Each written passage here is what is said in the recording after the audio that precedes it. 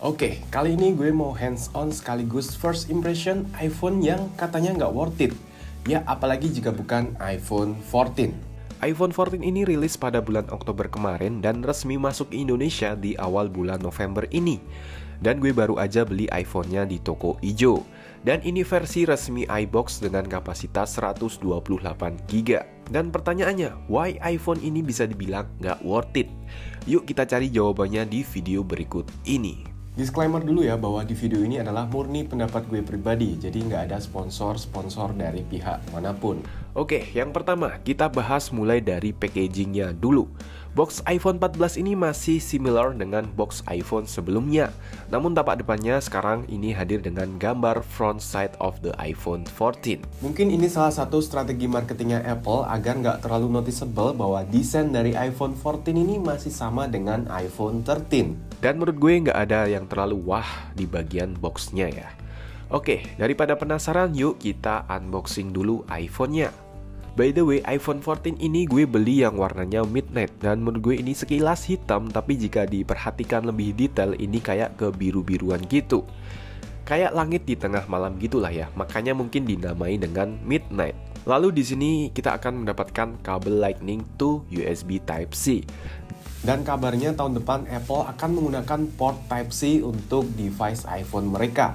Karena udah ada regulasi terkait hal tersebut di negara Eropa. Semoga aja benar, jadi kita bisa pakai satu kabel aja untuk berbagai device kita. Kemudian seperti yang biasa ada stiker Apple, kemudian Quick Start Guide, dan ada SIM ejector. Dan nampak banget bahwa iPhone-nya memang sama persis dengan iPhone 13. Yang gue berharap kemarin sih iPhone 14 ini minimal dari bagian depannya sama dengan iPhone 14 Pro lah. Kalau di bagian belakang terserah karena ya memang harganya selisih jauh. Karena gue nggak heran juga kalau Apple memang dari dulu mostly mempertahankan desainnya. Di satu sisi ini cukup jadi benefit bagi user iPhone 13 karena iPhone-nya akan bertahan lama jika dilihat dari looks-nya. Tapi di sisi lain, ini malah jadi gak menarik dan sedikit mengecewakan bagi beberapa orang yang tadinya menggebu-gebu menantikan sebuah iPhone 14. iPhone 14 ini punya beberapa varian warna, cuman kemarin gue tertarik aja dengan warna yang satu ini. By the way, ini udah gue setting dan udah login ke iCloud-nya ya. Dan di iPhone 14 ini berada pada iOS 6.0.2 dan belum gue update juga. Oke, gue akan bahas tipis-tipis dulu aja kali ini karena ini memang pure hands-on sekaligus first impression aja. Bukan sebuah video review karena gue baru aja pakai HP ini, jadi belum bisa ngerasain feel yang lebih deep pada iPhone 14 ini. Namun jangan khawatir, gue akan buat juga video reviewnya nanti. Dan beberapa konten menarik juga seputar iPhone 14 ini. Oke, lanjut. By the way, kita beruntung ya yang ada di Asia, khususnya di Indonesia. Karena di series iPhone 14 ini masih terdapat slot SIM card-nya. Kalau yang versi market Amerika nggak dikasih slot SIM card lagi, karena mostly udah pakai eSIM. Dan di Indonesia ini sudah ada satu provider yang udah nyediain layanan eSIM. Tapi nggak usah gue sebutkan nama providernya, karena nanti akan gue bahas juga dan gue buatkan video terpisah juga terkait eSIM yang ada di iPhone 14. Kemudian di iPhone 14 ini sudah mendukung fitur Cinematic Mode up to 4K di 30 fps. Yang menurut gue ini menjadikan si iPhone 14 ini menarik untuk seorang yang demen pakai iPhone untuk buat video. Dan untuk hasilnya seperti ini.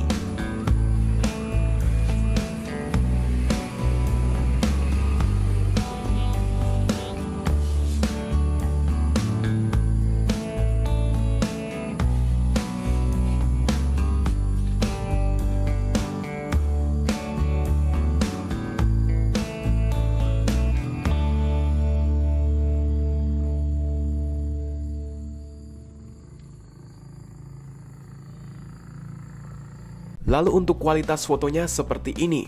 Menurut gue ini cukup detail dan warnanya sudah lebih di boost. Jadi kesannya jadi lebih hidup dan tentunya langsung bisa untuk di-upload ke sosial media. Nah, soal baterainya gue belum bisa ngomong banyak karena gue baru pakai iPhone ini sehari. Jadi gue belum bisa merasakan baterainya ini awet atau boros. Nah, lalu apa sih yang membuat si iPhone 14 ini katanya nggak worth it? Gue akan coba uraikan di sini, tapi secara pribadi gue tetap menganggap si iPhone 14 ini worth it kok. Oke, yang pertama dari chipsetnya yang masih menggunakan A15 Bionic, yang dimana itu adalah bumbu racikan Apple pada tahun 2021 yang diberikan pada lini iPhone 13 atau iPhone 13. Namun ada sedikit peningkatan di sektor GPU-nya. Di A15 Bionic yang ada di iPhone 14 ini dan iPhone 14 Plus sudah pakai 5-core GPU, sedangkan di iPhone 13 dan 13 mini hanya pakai 4-core GPU aja. Mungkin saat ini perbedaan performanya nggak terlalu signifikan dibandingkan dengan iPhone 13 dan iPhone 13 mini, karena iPhone 13 pun masih sama-sama powerful kok di tahun ini. Jadi menurut gue kalau kalian udah punya iPhone 13 maka nggak usah upgrade dulu ke iPhone 14 yang versi basic ya. Kecuali upgrade ke iPhone 14 Pro atau 14 Pro Max ya, itu lebih worth it ya.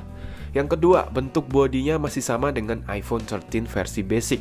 Hal ini cenderung membuat seseorang yang ingin beli iPhone 14 ini jadi mikir dua kali, karena memang sama persis bentuk bodinya secara kasat mata. Jadi nggak ada bedanya dari sisi tampilan jika kalian pakai iPhone 13 dan iPhone 14. Bahkan mungkin ketika kalian punya iPhone 14, orang-orang nggak tahu kalau itu tuh iPhone 14. Bisa dikira iPhone 13 aja, karena memang sama. Kemudian yang ketiga, iPhone 14 ini memiliki layar yang masih berponi seperti iPhone 13, which is ini menurut gue akan menjadi sebuah kesenjangan terhadap iPhone 14 Pro-nya. Udah dari prosesornya beda, layarnya juga beda, bodinya juga masih sama seperti iPhone sebelumnya. Ya kalau kalian tutup mata dengan ketidakadanya Dynamic Island di iPhone 14 ini sih nggak apa-apa. Tapi bagi gue sih nggak ngaruh-ngaruh amat ada atau nggak adanya Dynamic Island. Karena menurut gue Dynamic Island ini lebih ke arah perbedaan secara experience aja, bukan sebuah fitur yang penting-penting amat. So basically Dynamic Island ini lahir dari sebuah kelemahan. Tapi Apple cerdik sih dalam mengemas sebuah weakness yang ada di produknya dan malah menjadi sebuah value added terhadap produknya. Lanjut yang keempat. Bila brand robot hijau tengah gencar memberikan high refresh rate pada layar ponselnya, si Apple ini beda. HP harga 16 juta bisa-bisanya nggak dikasih refresh rate tinggi. Padahal HP Android harga 3 jutaan ada yang sudah pakai refresh rate 90Hz. Tapi heran gue, Apple kenapa nggak kasih fitur yang bisa dibilang basic sekali. Tapi perlu diingat, 60Hz di layar AMOLED-nya iPhone ini bisa dibilang cukup smooth kok. Ya walaupun pada intinya agak kurang, tapi ya sudahlah. Nah, terlepas dari hal-hal yang membuat iPhone 14 Pro ini nggak worth it, tentunya ada juga kelebihan yang mungkin nggak kita sadari atau nggak kalian ketahui. Sebagai contoh, RAM dari iPhone 14 ini sudah 6GB, which is pada iPhone 13 dan 13 mini hanya 4GB aja.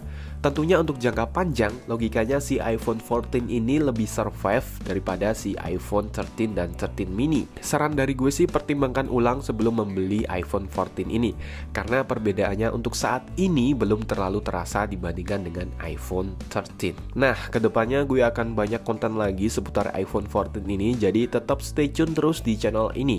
Bagi yang belum subscribe, silahkan subscribe dulu aja dan jangan lupa untuk menyalakan lonceng notifikasinya agar kalian gak ketinggalan update terbaru seputar video yang ada di channel gue. Dan bagi yang mau beli iPhone 14, linknya juga udah gue taruh di description box ya. Oke, that was video for today. Like video ini jika kalian suka, share video ini jika bermanfaat. Aditya Pratama pamit, and see you on the next video.